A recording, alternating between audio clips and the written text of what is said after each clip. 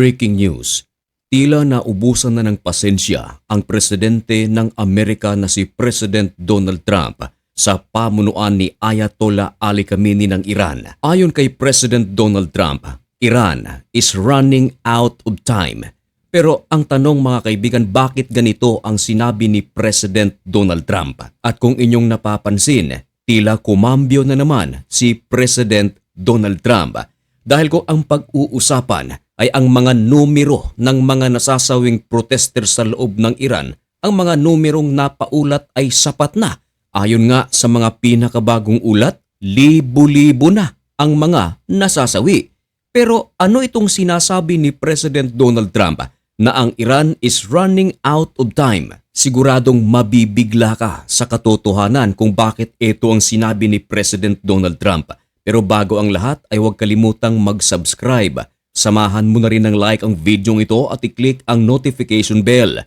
Napakalaki kasing tulong yan para sa aming mga content creators.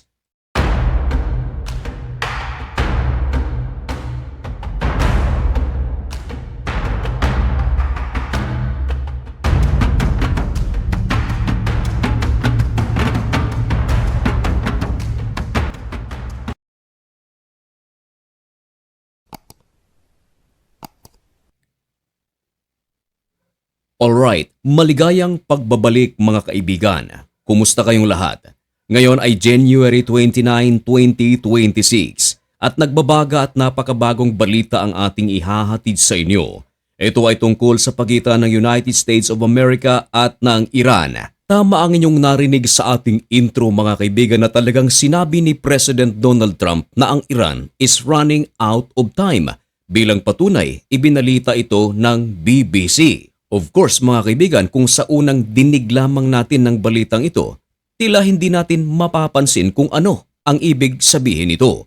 Hindi ba't sinabi ni President Donald Trump na ang kanilang tulong sa mga protesters sa Iran ay parating na? Pangalawa mga kaibigan, hindi ba't sinabi rin ni President Donald Trump na kung merong mga masasawi na mga protesters ay papasok ang kanilang puwersa? Pero marahil ay alam mo rin, marahil ay nakasubaybay ka sa balitang ito na hindi lang 100, hindi lang 1,000, kundi libo-libo na ang mga nasasawi na mga protesters. Hindi lang ang mga protesters, maging ang ibang officers ng Iran ay mga nasawi na rin. Pero ang tanong, bakit hanggang ngayon ay hindi pa rin pumapasok ang puwersa ng United States of America sa Iran? Pero at least ayos na rin yun kasi hindi natin alam ang consequences kung sakaling pumasok ang puwersa ng Amerika sa loob ng Iran. Baka magkaroon ng napakalaking kampi-kampi, din napakalaking gulo. Alam naman natin mga kaibigan na kapag giyera ang pag-uusapan, ang talagang pinakatalo ay ang mga sibilyan, mga kabataan at ang ekonomiya ng isang bansa. Baka nga kahit na tayo ay nasa Pilipinas lang ay maapektuhan sa pamamagitan ng pagtaas ng presyo ng produkto ng oil.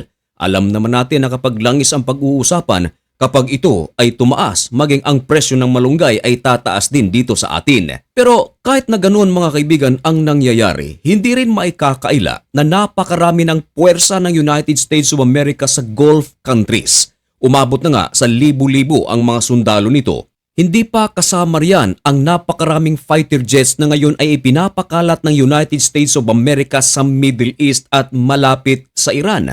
Nariyan din ang mga warships ng Amerika at ang pinakamalaking aircraft carrier nito na tinatawag na USS Abraham Lincoln Aircraft Carrier. At ang mga base militar nito ay nakahanda. Pero mga kaibigan, tututukan natin itong sinabi ni President Donald Trump na Iran is running out of time. Ano nga ba talaga ang pakay ni President Donald Trump kung bakit sinabi niyang Iran is running out of time? Merong mga nagsasabi na talagang ang pakay ni US President Donald Trump ay ang oil ng Iran. Meron ding mga nagsasabi na katulad ito sa nangyari sa Venezuela. Ang talagang pinakapakay ni President Donald Trump ay ang oil. Pero hindi yan ang sinasabi ni President Donald Trump.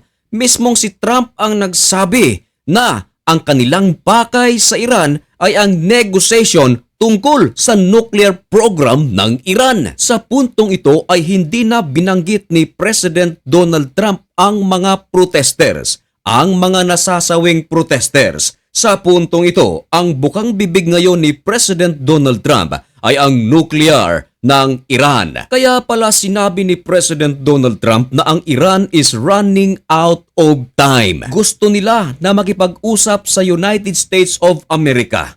Gusto rin ng Amerika na makipag-usap sa Iran upang resolbahin ang nuclear weapon project ng Iran na siya namang dati nang sinasabi ng Iran at hanggang ngayon sinagot pa nga ng Iran ang mga pahayag ni President Donald Trump. Ayon sa Foreign Minister ng Iran na ang kanilang pagsasagawa ng nuclear weapon project ay para lamang sa kapayapaan at hindi para sa kaguluhan. Of course, hindi ito paniniwalaan ng maraming mga bansa. At ang isa riyan ay walang iba kundi ang Israel.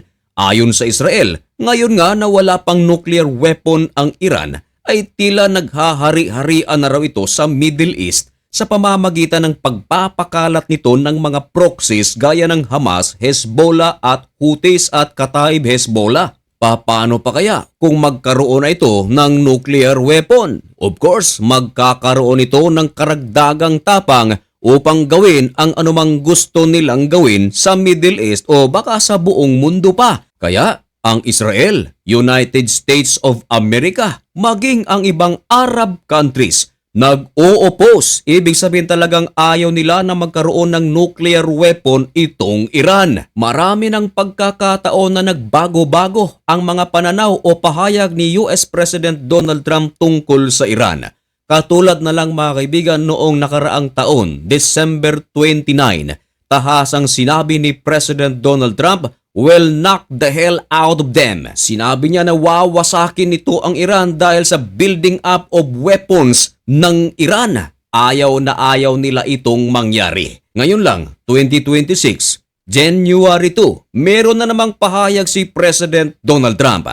Ayon sa kanya, "We are locked, unloaded, and ready to go." Pero yan mga kaibigan, sinabi yan ni Trump hindi dahil sa nuclear weapon ng Iran. Sinabi niya yan dahil sa mga protesters na mga nasasawi. Yan nga yung sinabi ni Trump na kung merong mga nasasawi na mga protesters ay papasok sila sa loob ng Iran. Kaya nga sinabi niya, puno na kami, handang-handa na, pwede na kaming pumasok. Pero pagsapit ng January 10 sa taon ding ito, sinabi ni US President Donald Trump para sa mga protesters, ang Amerika ay tumatayo at handang tumulong sa mga protesters. Pagkalipas ng 3 araw, January 13, sabi ni Trump, "Help is on its way." Marahil ay narinig mo na rin ang balitang yan. Pero hanggang ngayon, hindi pa pumapasok ang Amerika.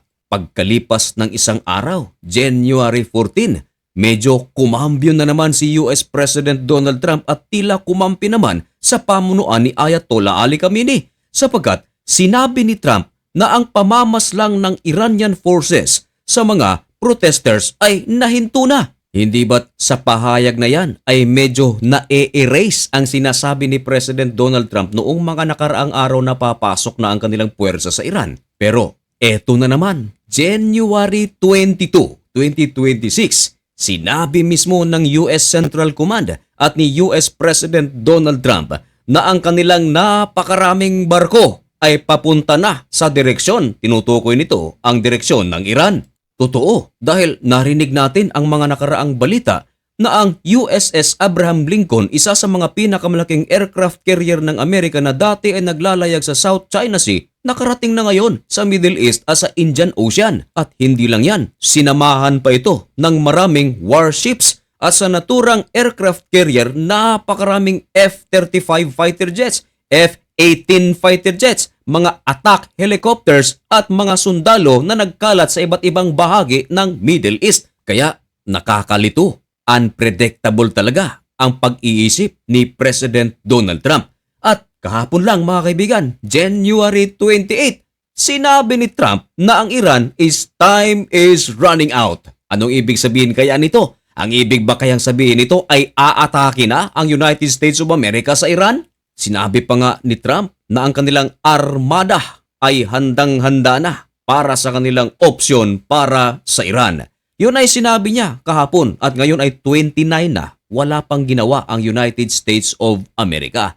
Kaya Hindi kaya pananakot lamang ng United States of America ang kanilang mga banta at show of power lamang ang kanilang pagpapadala ng mga fighter jets, mga aircraft carrier, mga warships at nang sa ganon matakot ang Iran at mahinto ang karahasan sa loob ng Iran at makipag-negotiate na ang Iran na talagang ihihinto na nila ang kanilang nuclear weapon project.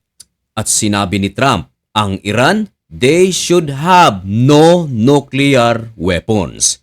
Mga kaibigan, ano ang inyong masasabi tungkol sa mga pahayag ni President Donald Trump?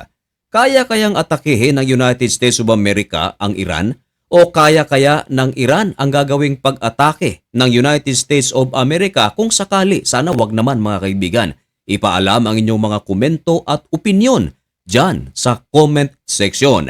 At mga kaibigan, hanggang dito na lamang muna ang video ito. May God bless you and thank you so much for watching. Goodbye.